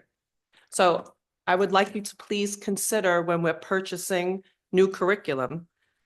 Her comments, when I ask her how school is and what's going on, we're on the computer all day. Every class, the project's on the computer. Everything I do is on the computer. So I did some research. Some of the causes, some of the negatives about use. I have a bachelor's in business administration and information systems. I love computers as a tool. So some of the research I'd like us to consider when we're purchasing are eye strain from staring at the machine. We did purchase glasses for her. Poor posture. It's distracting to have the Chromebooks on the tables. Causes addiction to technology. The Chromebook leads to the cell phones at the high school. It inhibits creativity and handwriting skills, and it could contribute to depression and sleeplessness. And I know that they're using the computer during the day, not right before bed, but our mental health is also something that we're looking at. So I just want you to please consider, yes, we're going to purchase computer programs. Yes, they're helpful for record keeping and lots of different time-consuming activities, organization, good. But I would like us to also consider, making sure that our kids are still touching materials, reading books, and writing. I agree. Thank you. Agreed. Thank you for Thanks, coming out. Gloria. We appreciate the Thank you. feedback. Agreed. Agreed. All right. Now we're gonna move on to our advisory recommendations, and it's just you and me. Did it make it? Well, she had to scoot out. So, I know she would be excited. yes, you know. All right, here we go. You missed it. Yeah. All right, recommendation to purchase writable from HMH in the amount of $31,200. The purchase is to be funded through the 2024-25 curriculum and instruction budget. So moved in second. And seconded and all in favor? Aye. Okay, the second one is advisory, recommendation to approve the pre-college agreement with Lackawanna College. So moved in second. And all in favor? Aye. Recommendation to purchase Activate Learning Middle Level Science product for JTL in the amount of $119,430.52. The purchase is to be funded through the 24-25 curriculum instruction budget. All in favor? Aye. Recommendation to purchase Activate Learning Middle Level Science product for LIS in the amount of $95,876.64. The purchase is to be funded through the 24-25 curriculum and instruction budget. So moved in second. All in favor? Aye. Recommendation to purchase the Magic School in the amount of $117,000. The purchase is to be funded through the 25-26 Technology Department budget. So moved in second. And all in favor? Aye. Okay, so that's it for, yes. Because I'm just realizing now that it said that those two Activate Learning are to come out of the CNI budget. That Mhm. is incorrect. Okay, It is supposed to, like the high school science, come out of the general fund. All the science products are supposed to be coming out of the, that $1 million general fund that was set aside for new programs. okay, so that's. So that is C And D. and D. Correct. Okay. We want to make sure, Miriam, that you have that change because that'll go on to the regular, board. So they'll know it's coming out of that other fund. Okay, thank you so much. Appreciate that. Dr. Vitale, is that, when we're saying general fund, but then Dr. Vibrato was saying about this $1 million, that's something different? I mean, I just don't. not So, sure. so I'm not sure what, so we will handle the accounts Okay. that it goes out of. Okay. I'm not actually sure why the motions even specify it. I don't believe the motions need to, because it's all fungible. So we're gonna transfer accounts and Right. do what we need to do. Okay. And we're going to code it. It actually is going to come out of the curriculum and instruction budget because it'll be coded as that line item. But what we'll do is we'll Just take take the something monies out of there. one account and put it in another. Okay. So I would say in the future, let's not even specify on the agenda Great. what account, because Okay.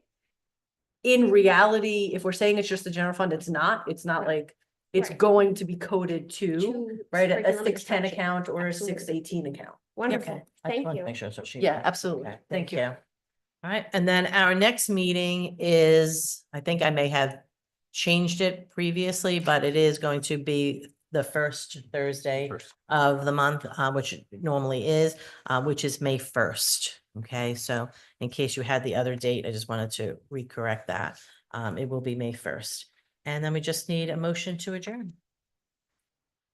Sorry. Motion to Motion. adjourn. You were so. You lost me. Thank you again. Thank you. For the whole time. Thank you. Appreciate it. Thank you.